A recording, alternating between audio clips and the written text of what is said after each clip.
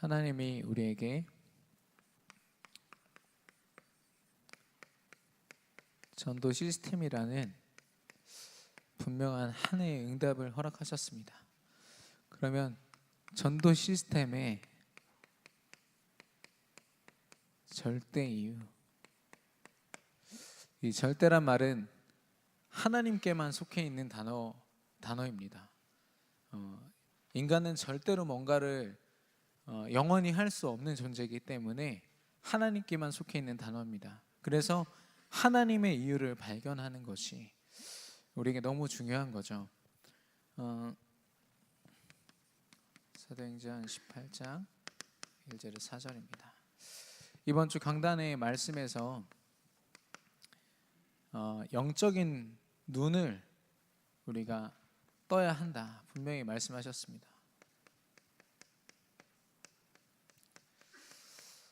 영적인 눈, 여러분은 어떻게 그 말씀을 가지고 인도받아 가십니까? 저는 영적인 눈이 바로 하나님의 눈이라고 생각합니다. 비록 부족하지만 우리가 아무리 영적인 눈을 떠서 본다 한들 어떻게 하나님의 그 깊으신 뜻을 다 헤아릴 수 있겠습니까? 그러나 하나님만이 보실 수 있는 그 현장, 하나님만이 보실 수 있는 그 영적인 흐름들을요, 하나님이 주신 지혜와 힘으로 보게 되는 것, 그게 영적인 눈인 거죠. 그 영적인 눈이 왜 필요합니까? 말 그대로 우리는 창세기 1장 27절 28절에 하나님의 형상을 가진 자, 곧 영적인 존재이기 때문에 우리가 육신을 입고 육신의 것을, 눈에 보이는 것들을 바라보며 살지만 그것보다 더 중요한 영적인 것을 바라보는 존재이기 때문입니다.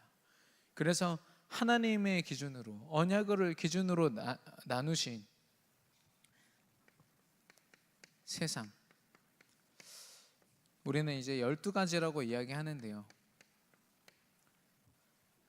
세상이 복음을 몰라서, 복음을 놓쳐서 겪고 있는 12가지 문제가 있습니다. 그걸 바라보려면 영적인 눈으로 안 보면 볼 수가 없습니다. 뿐만이 아니라 이것과 완전히 반대된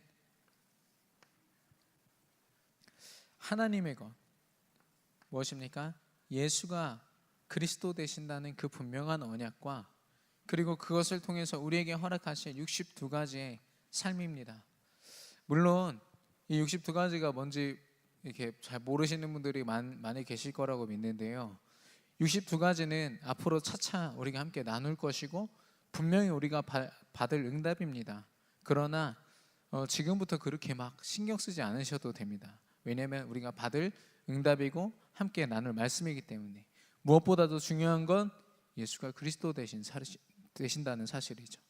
이게 우리의 삶 곳곳에 미치는 하나님의 기준이요, 하나님의 응답인데, 영적인 눈으로 보지 않으면 하나님의 것을 볼 수가 없습니다.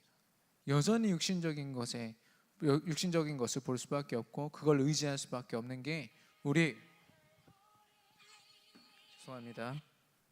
죄송합니다. 그게 우리의 한계이기 때문입니다. 그래서 이 분명한 필요를 알고 영적인 눈을 하나님 앞에서 구할 때에 비로소 우리가 흔히 말하는 말씀과 기도와 전도, 하나님 자녀로서 당연한 삶들인데요, 이마저도 우리가 이 자리에 모여서 말씀 듣는다고 이게 육신적인 일입니까? 아니거든요. 영적인 일입니다. 여러분이 무릎 꿇고 기도하는 그것이 육신적인 일입니까? 아닙니다. 영적으로 하나님의 나라가 임하는 시간이요, 천군 천사가 동원되고 사단의 권세가 꺾이는 시간입니다. 전도하는 시간은 어떻습니까? 완전히 사로잡혀 있던 한 영혼이요, 사단에게 사로잡혀 있던 영혼이 하나님 앞으로 돌아오는 시간입니다. 이 모든 게 영적인 것들인데, 분명히 우리가 감당해야 될 일들인데 영적인 눈으로 보지 않으면 우리가 이 일을 감당하면서도 육신적으로 한계를 느끼고 우리가 이것과 상관없는 삶으로 다시 한 번 더 우리 한계를 겪게 됩니다. 뿐만 아니라요, 아까 말씀드린 것처럼 세상을 바라보는 그 시선, 그리고 아직 오지는 않았지만 분명히 우리에게 보이신 미래, 그리고 우리 후대들을 통해서, 우리 렘넌트들을 통해서 하나님이 하실 일들, 영적으로 보지 않으면 이 일이 가치 있겠습니까? 지금 당장 우리가 돈 벌고 현실을 감당하는 것보다 이 일이 더 중요해야 되는데 중요할 수 없는 거죠. 그래서 영적인 눈으로 보라고 말씀하시는 겁니다. 시대를 보라고, 하나님의 계획을 보라고 말씀하시는 겁니다. 몇 가지 조금 예를 들어보면, 열왕기하 6장 17절입니다.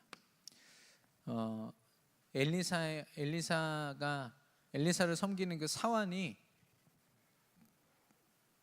아람 군대를 보고서 두려워 떨었어요. 그러나 하나님을, 그 언약을 분명히 하고 영적인 눈을 하나님으로부터 허락받았던 엘리사의 눈에는 그 아람 군대보다 더 많은 하나님의 천군 천사를 보았거든요.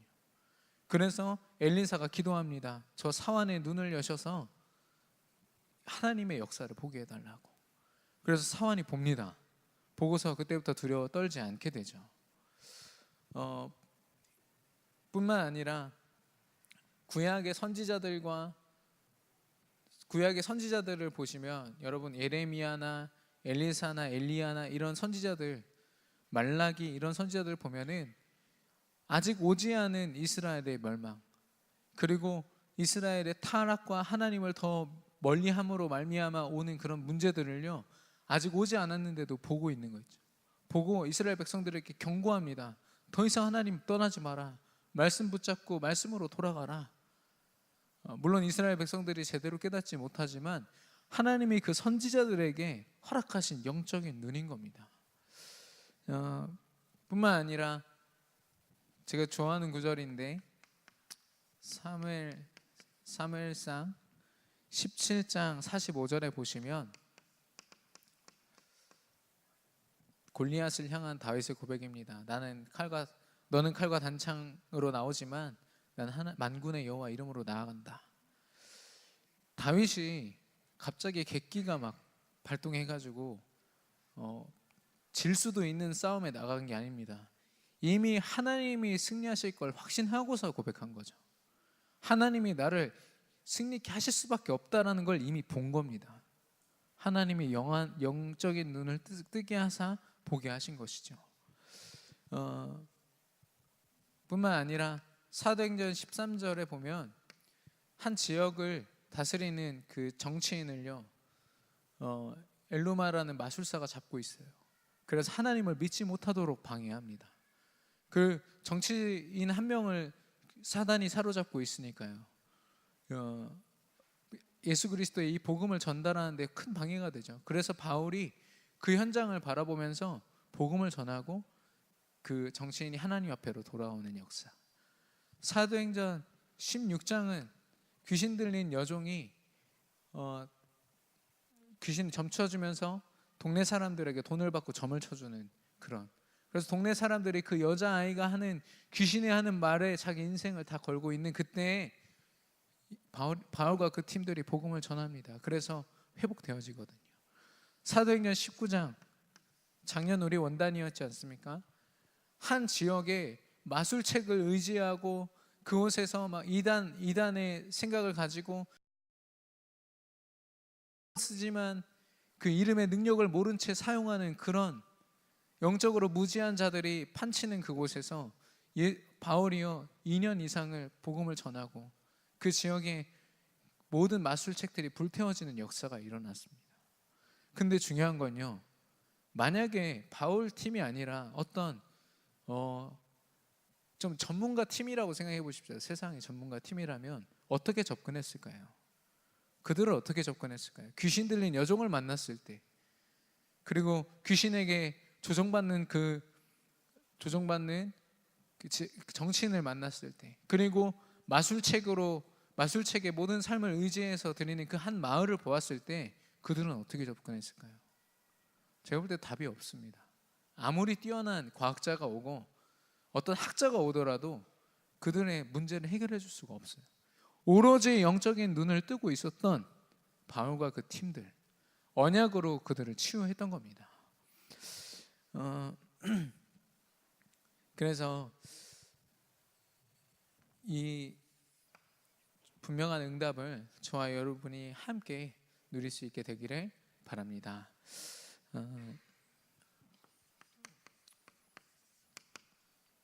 영적인 눈을 가지고 승리했던 많은 사람들은, 많은 성경의 그 우리 믿음의 선배들을 볼 때요, 그들이 가졌던 이 언약, 이 언약은 그 시대마다 막 변하고 또 변화무쌍하게 그 문화에 따라서 급변하는 그런 어떤 한 시대의 문화가 아니라요, 하나님의 절대적인 언약이었습니다. 이 절대적인 언약의 핵심 내용은 예수님이 그리스도 되신다는 그 사실입니다. 마태복음 16장 16절.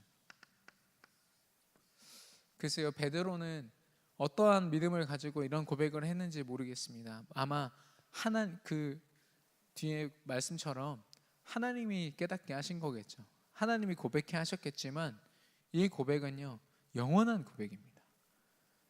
베드로가 자신의 부족함을 가지고 물론 고백한 고백이지만 모든 전도자들에게 시대와 그 모든 것을 초월해서 고백되어야 하는, 하나님이 가장 듣고 싶어 하시는 그 고백, 이 바로 예수가 그리스도라는 고백입니다. 이 예수 그리스도는요, 완전한 거 있죠.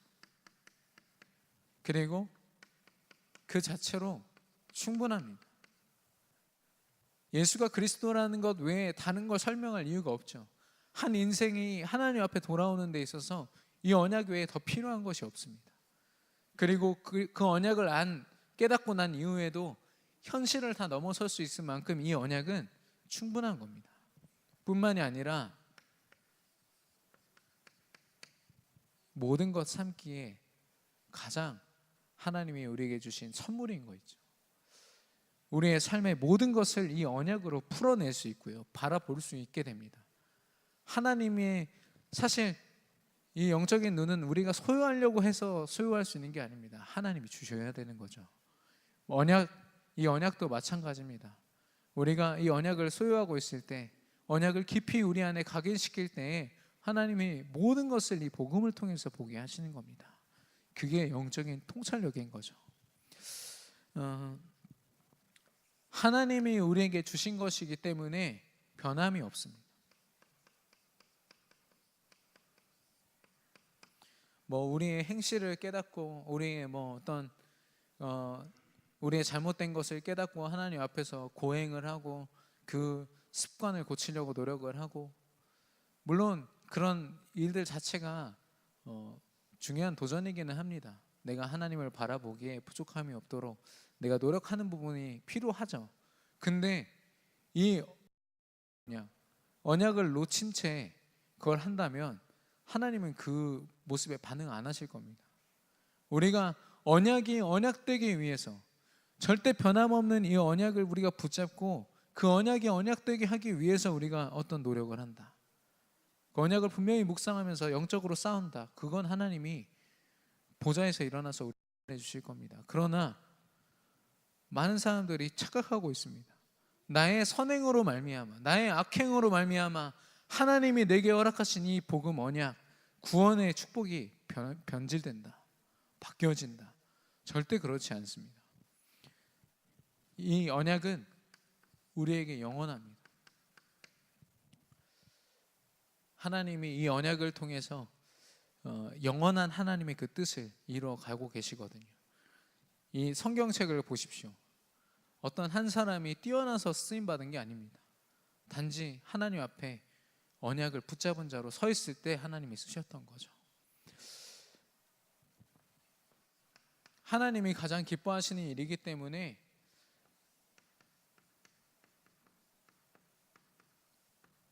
이 언약이 선포되는 그곳이 바로 하나님의 흐름이, 하나님이 가장 축복된 흐름, 언약의 흐름을 보여주시는 그곳입니다.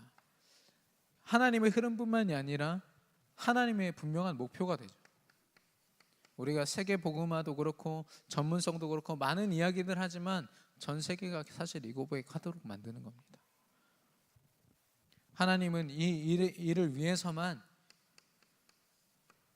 하나님의 열심을 우리에게 보여주십니다. 변하지 않는 열심이죠. 다윗과 요셉과 다니엘에게 보이셨던 그 열심을요, 지금도 우리에게 보여주고 계십니다.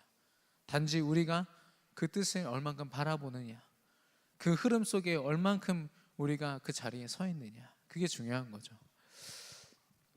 이 속에 있을 때 하나님이 우리에게 허락하신 가장 큰 축복, 구원의 축복을 허락하십니다. 이 언약으로 허락된 구원, 그 누구도 이 구원을 뒤흔들 수 없습니다. 하나님이 주신 믿음을요, 뒤흔들 수 없습니다. 우리가 지금 이 자리에서 그리스도의 언약을 붙잡은 자로, 그리스도를 내 마음에 모신 자로 앉아 있잖아요. 우리의 삶을 흔들 수 있을지언정 우리의 신분은 사단이 흔들지 못할 줄로 믿습니다. 그게 우리에게 주신 정체성인 거죠. 뿐만이 아니라 하나님이 말씀의 성취를 보여주십니다. 하나님의 말씀이 성취가 있는 곳, 이 언약이 고백되어지는 곳입니다. 하나님의 영원한 목표, 세계 복음화, 온 천하 만물이 하나님 앞에만 찬양하는 그날을 하나님이 목표로 두시고 계신 겁니다. 그래서 결국에는 하나님이 영광 받으시도록, 사실 우리가 하나님 앞에 영광 돌려드린다고 하나님이, 그런 영광은 사실상 하나님이 굳이 주실 필요 없는 영광인 거죠. 연약한 우리의 입장에서 볼 때는요. 근데도 하나님이 그 영광을 받으시겠다는 겁니다. 우리를 사용하사, 우리의 작고 부족하지만 우리의 일생을 사용하사 하나님께서 영광 받으시겠다고 하는 겁니다. 우리가 이 절대 언약 속에 있는 전도자인 줄 확신합니다. 이 언약의 그 성취 가운데 있는 저와 여러분 되기를 바랍니다. 제가 좀 길게 설명을 드렸는데 이 언약은 절대 변하지 않습니다. 그 안에 있는 저와 여러분은 이 절대적인 언약을 붙잡고 승리할 줄로 믿습니다.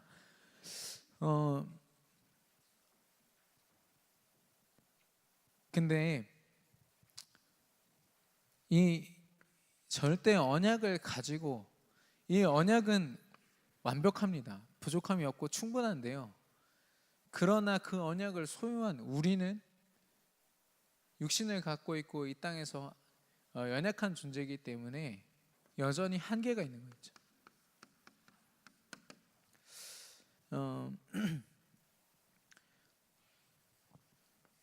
누가복음 13장 33절에 보시면 핍박하는 자들이 오고 있기 때문에 예수님 피하십시오라는 말을 전달합니다. 그 말을 들은 예수님이 하신 말씀이죠. 내가 갈 길을 가야 하리니 선지자가 예루살렘 밖에서는 죽는 법이 없느니라 분명히 말씀하십니다. 이 말은 무엇이냐면 분명히 하나님께서 허락하신 가야 할 길이 있습니다. 거기서 벗어나면 안 된다는 거죠.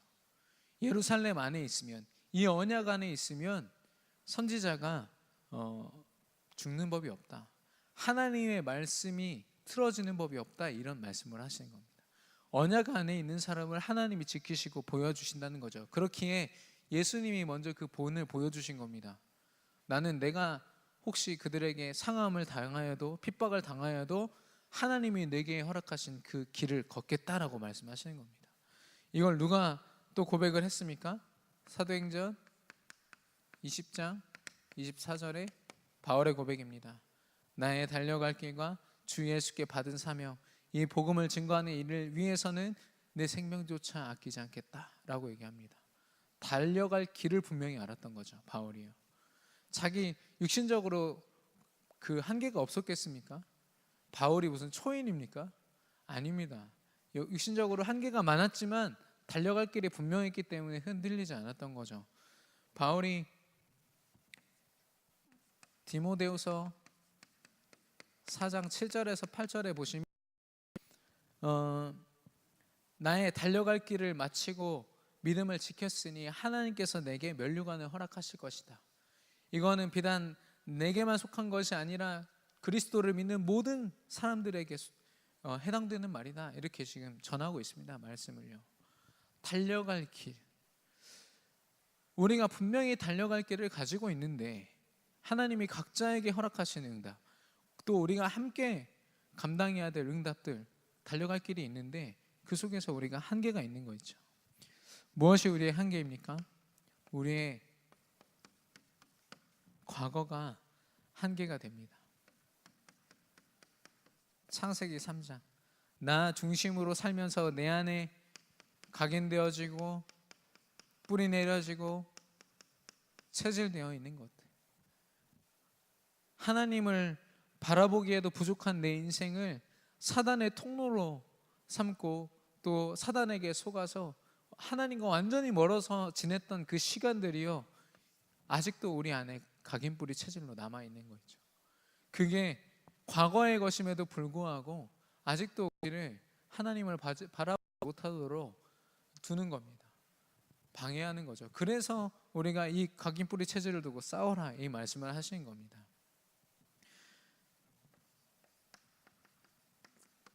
현재입니다. 당장 내가 살아가는 이 오늘 지금의 순간도요, 하나님이 주시지 않으면 살아갈 수 없는 은혜의 시간입니다. 근데도요, 이 현재 시간에 우리는 창세기 6장에서 이스라엘 백성들이 하나님을 떠나서 타락했던 모습, 육신적으로 자신들이 원하는 것을 쫓아 살았던 그 모습을 우리도 똑같이 어떻게 이야기합니까? 현실을 이야기합니다. 현실을 이야기하면서 당장 내게 필요한 물질을 쫓아 사는 거죠. 내가 당장 이게 부족하고 먹을 게 부족하고 입을 게 부족하고 지금 잘 곳이 없는데 어떻게 하나님을 바라보냐, 그 고백이 우리 입에서 끊임없이 나오도록 만들게 되는 거죠. 당장 내게 주신 은혜는, 내게 주신 생명은 지금 당장 하나님 앞에 묵상하면서 눈물 흘려도 그 은혜가 끝이 없는데, 우리가 만입이 있으면 그 만입을 다 가지고 고백해 드려도 부족한 하나님의 은혜인데, 그 앞에서 우리가 현실을 가지고 불평하게 만들고 현실을 가지고 우리의 한계를 계속 이야기하게 만드는 겁니다. 하나님 바라보지 못하는 한계. 우리의 미래 또한 우리 한계가 있습니다. 창세기 11장이죠. 우리 아직 오지 않은 미래 또한 하나님께서 인도하시고 하나님이 책임지실 게 분명합니다. 혹시 육신적으로 우리가 고통받을 미래가 준비되어 있다 한들 하나님이 함께 하시기 때문에 상관없습니다. 우리 어린 렘넌트들은 그런 고백을 많이 했을지도 몰라요. 저는 이게 왜 그랬는지 모르겠는데 초등학교 1학년 때 부모님이랑 따로 자게 됐어요. 아시는 분은 아시겠지만 제가 겁이 엄청 많았습니다. 근데 더 좀 서운한 거는 부모님이 쓰시던 그 더블 침대를요, 제 방에 두시고서 혼자 자라고 하시는 거예요. 내 옆에 누가 자고 있는데 누가 누워있으면 어떡해요. 그때는 영적으로 약해서 매일같이 시달렸습니다. 그래서 밤에도 막 수시로 부모님한테 가서 무서워 그러면 부모님이 하신 그 말씀이 뭐냐면, 엄마 여기 있어, 엄마 여기 있잖아, 괜찮아, 그 말씀 하시거든요. 하나님이 우리와 분명히 함께 하시는데 그 미래조차도, 우리가 알 수 없는 그 불안한 미래조차도 하나님이 함께 하시는데 그 하나님을 느끼지 못하니까 계속 불안한 거죠. 그걸 가지고 사단이 틈타는 겁니다. 우리는 어떤 모습으로든 우리가 성공하기를 원하거든요. 내가 잘 되기를 바라고 내 상황이 좋아지기를 바랄 뿐이지 하나님의 뜻을 바라보기에 우리가 굉장히 때로는 그걸 바라보지 못할 때가 많이 있거든요.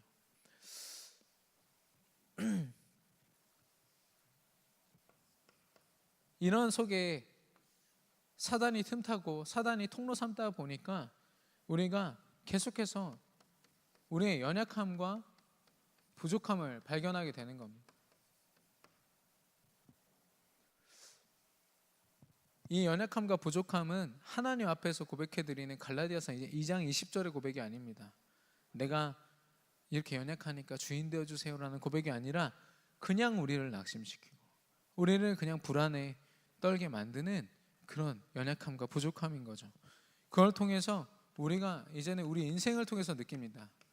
나 더 이상 못하겠어. 나 이제는 못하겠어. 제대로 하나님을 바라보지도 못해놓고 지레 포기하게 만드는 사단의 역사예요. 이렇게 되면 우리의 신앙생활이 어떻게 되는지 아십니까? 불신자들과 똑같이 되는데요, 예수 그리스도 이 언약은 절대 언약이기에 그 어떤 것도 가감해서는 안 된다고 했습니다. 신명기 4장 2절에 보니까 모세가 이스라엘 백성들에게 얘기하거든요. 가나안 땅에 갈 것은 분명히 하나님이 주신 언약이다. 변함없는 언약이기에 여기에 뭘 더하거나 뺄 생각 절대 하지 마라. 하나님이 주신 절대 언약이다 말씀하시거든요. 마찬가지입니다. 예수 그리스도 이 언약, 세계 복음화 언약은요, 우리에게 주신 절대 언약입니다. 근데 거기에 계속 뭐가 다른 게 필요하다고 고백하는 거죠. 이것도 해야 되고 저것도 해야 되고 이것도 해야 되는데 왜 이것만 하라고 하십니까? 하나님은 이것만 하면은 나머지는 다 내가 책임지겠다고 말씀하시는데 그 앞에서 계속 다른 얘기하고 있는 거죠.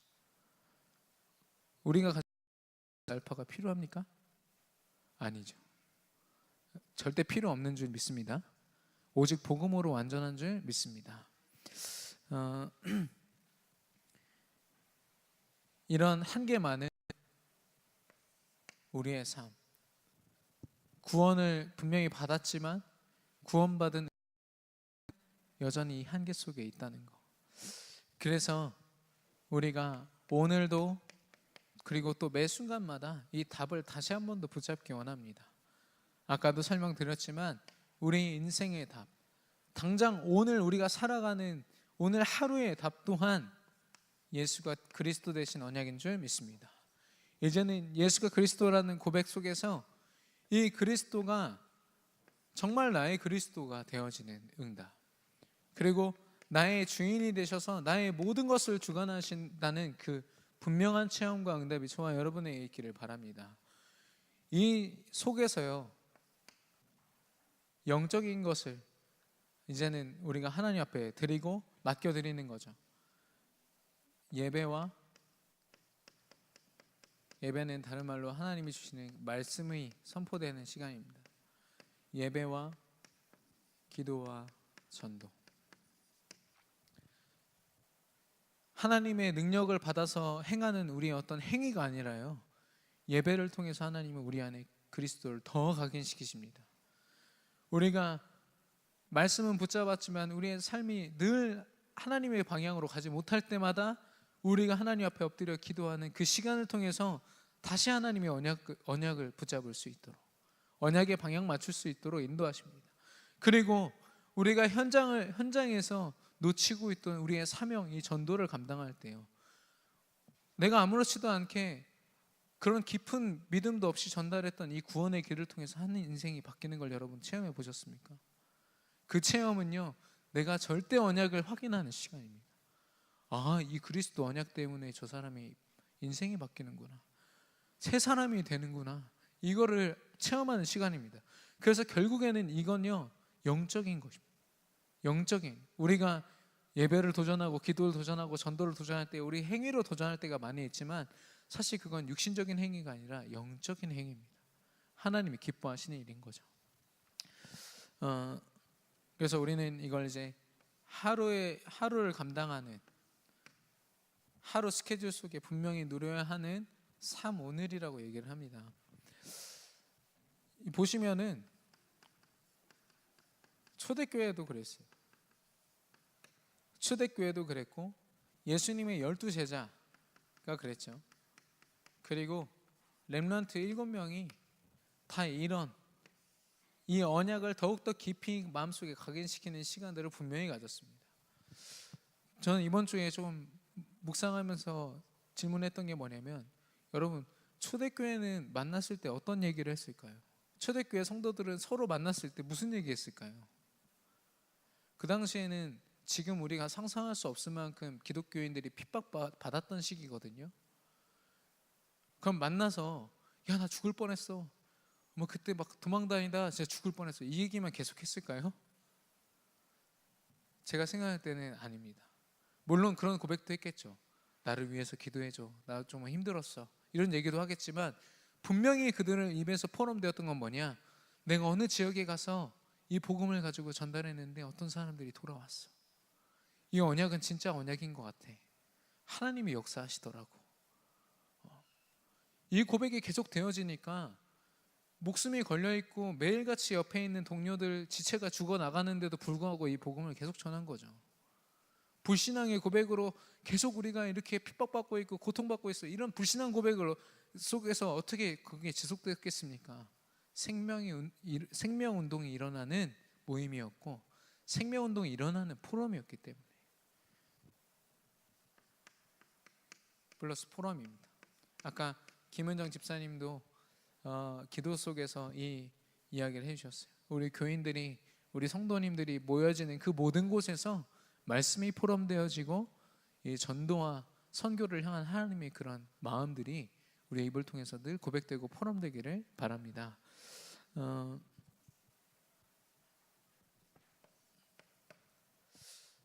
예수가 그리스도 되심이 각인되어지는 이런 중요한 시간들, 근데 이거만큼 또 중요한 게 뭐냐면 이걸 지속하는 겁니다.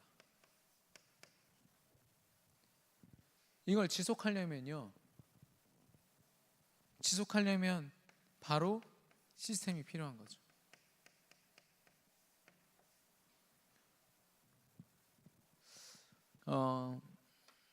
지난주에 렘넌트 데이 때 문화특강을 들었습니다.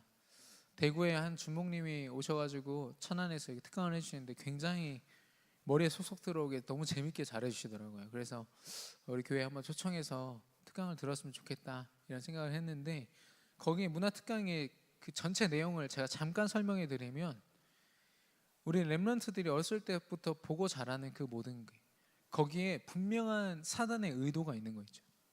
여러분 아무렇지도 않게 그냥 유튜브 틀어서 우리 렘넌트들 보여주시잖아요. 여러 가지로 그게 도움이 되니까 좀 쉬일 수도 있고 거기에. 근데 어렸을 때부터 렘넌트들이 그 보는 그 안에서는요, 그 만화 영화에서는 선악의 구별을 할 수 없도록 만드는 겁니다. 대표적으로 이제 원피스라는 영화가 있는데 거기에서 굉장히 정의롭게 많은 친구를 사귀고 좋은 일을 하는 그 주인공이 해적입니다. 우리 말씀이 기억나시죠? 해적선에 있는 놈은 아무리 잘나고 착해도 해적이라고. 그러니까 그 만화를 계속 보고 그 해적 그 주인공의 상대가 되는 사람들이 누구냐? 경찰들이에요. 경찰들이 오히려 더 악하게 나와요.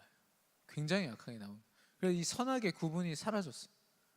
선악의 구분이 사라지고, 여러분 렘넌트들이 게임하지 않습니까? 저도 한때 게임에 많이 빠져 있었습니다만, 게임에서 가장 희열을 특히 총 게임을 할 때 희열을 느낄 때는 헤드샷, 총알이 머리에 맞았을 때 막 굉장한 그 효과음을 내면서 헤드샷 이렇게 해줍니다. 그럼 얼마나 기분이 좋은지요. 그럼 순식간에 몇십 명을 제가 머리를 쏴가지고 죽이거든요. 그 준목님이 한 특강에서 한 내용은, 북한군이 우리나라에 염탐하려고 간첩이 내려왔다가 식겁을 하고서 다시 올라갔다는 거예요. 왜냐? PC방마다 100여 명이 되는 청소년들이요, 총게임을 가지고 연습을 하는 거죠. 전쟁 준비를 하고 있는 겁니다. 네. 실제로 그 한 사람의 파일럿이 준비되는, 공군이 준비되어지는 그 과정을 보니까요, 조그만한 이런 박스 안에 들어갑니다. 들어가면은 비행기와 똑같이 세팅이 되어 있어요. 시뮬레이션이 있고요. 거기에서 300시간 이상을 연습을 하면 그냥 나오면 비행기 몰 수 있다고 합니다. 그게 연습인 거죠. 그게 반복된 학습인 거죠. 근데 우리 렘넌트들이 그걸 하는 겁니다. 하루에 10시간씩 조용히 핸드폰 그 게임을 붙잡고요. 그러니까 단순한 게임이 아닌 거죠. 뿐만이 아니라 요즘 영화를 보십시오. 영화가 여러분 예전에 그런 드라마가 있었습니다. 대추나무 사랑 걸렸네. 재밌게 보이십니까? 재밌게 들리십니까? 전 진짜 재미없을 것 같거든요. 드라마가 뭔지도 모릅니다. 하지만 제목은 들어봤어요. 굉장히 평범하고 순수한 제목. 절대 저는 안 볼 것 같습니다. 왜냐? 저도 그게 어느 정도 각인돼 있거든요. 자극적이고 뭔가 폭력적이고 눈에 막 들어올 만한 뭔가가 있지 않으면 안 돼요. 그러다 보니까 요즘 영화 여러분 보십시오. 15세 뭐 몇 세 제한 걸어놔도 우리 랩런트들 다 보거든요. 막 어떻게 살인을 저지르고 어떻게 한 사람을 이게 이 살인범이 대하는지 이런 것들이 굉장히 적나라하게 나옵니다. 그러면서 뭐가 됩니까? 이 폭력성에 대한 우리 감각들이 무뎌지는 거죠. 웬만해서는 이제 괜찮은 겁니다. 그래서 실제로 우리 랩런트들이요, 우리 청소년들이 예를 들어서 손에 총을 쥐어준다, 손에 칼을 쥐어준다. 그럼 그게 학습되어 있는 거 있죠. 무뎌져 있는 데다가 전쟁 연습 맨날 했지. 거기다가 선악 판단을 못하죠. 나한테 피해를 주면은 다 악한 거예요. 나를 강압하는 건 부모님이든 학교 교사 선생님이든 상관없습니다. 다 악한 거예요. 그렇게 기준을 만들어 놓으니 우리 랩런트들이 얼마나 많이 속겠습니까? 할 말이 많은데 어쨌든 끊임없이 그 복음을 심고 저 세상이 우리 렘넌트들에게 세상의 것을 심는 그 시간에 우리는요 더 복음을 심고 우리 안에도 복음을 더욱더 각인시키는 거죠. 그러기 위해서 꼭 필요한 게 시스템인 겁니다.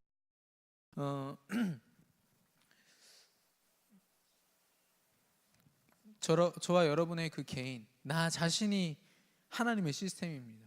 절대 흔들리지 않는 복음을 소유한 시스템, 그리고 개인과 교회와 내가 속해 있는 그 현장, 특별히 가정이라는 현장, 이 시스템들이 마련이 될 때 하나님이 지속되어지는 역사를 보여주시는 겁니다. 제가 미국에 그 어학연수를 떠날 때요, 유학을 갈 때 어떤 한 선교사님이 오시더니 그 지역에 혹시 다락방 교회가 있냐 이렇게 말씀하시더라고요. 그래서 없습니다. 그 지역이 없습니다. 이렇게 얘기했더니 되게 저를 불쌍하게 보시는 거예요. 너 이제 미국 가서 속을 수밖에 없다. 막 그러면서 막 완전 얘기를 하셔서 제가 그때는 좀 자존심에 그런 얘기를 했습니다. 제가 시스템이 되겠습니다. 그거는 선교사님 불신앙 아니십니까? 제가 대놓고 얘기를 했어요. 그 선교사님이 뜨끔하셨는지 그냥 그래 기도할게 이렇게 하고서 마무리가 됐거든요. 그 심각한 상황은 아니었습니다. 그냥 농담을 주고받다 그런 얘기를 했는데 그게 농담이 아니라요. 저와 여러분이 진짜 시스템이 되어야 됩니다. 누가 도와줘가지고 날마다 이렇게 회복되어지는 그런 시스템 말고요. 그건 시스템이라고 말하지 않습니다. 누가 뭐라고 해도 어떤 상황 속에서도 흔들리지 않는 복음의 시스템. 그리고 내가 속해 있는 현장과 우리 교회와 우리의 가정, 그게 복음이 계속 복음이 누려지고 제자가 세워지는 그런 시스템이 되기를 바랍니다. 이게 시스템이 마련될 때야 우리가 비로소 이 일을 하는 거죠. 생명을 살리는 일을 합니다. 생명을 살리는 시스템, 그리고 전도 시스템, 끊임없이 복음이 선포되어지고 캠프를 통해서 많은 생명이 그 지역에서 살아나는 전도 시스템, 그리고 우리 지역에 국한된 것이 아니라 많은 선교, 다른 나라의 현장도 살리는 선교의 시스템, 그리고 이걸 통해서 미래를 바라보고 우리 후대를 살리는 후대 운동의 시스템. 하나님이 이 시스템이란 말씀을, 그 단어를 우리에게 허락하실 때는 이 큰 응답을 우리에게 보여주시고자 하는 겁니다. 단 한 분도 나오고자 없이 이 시스템의 응답을 주역으로서 누리게 되기를 바랍니다. 결론입니다. 하나님의 것은요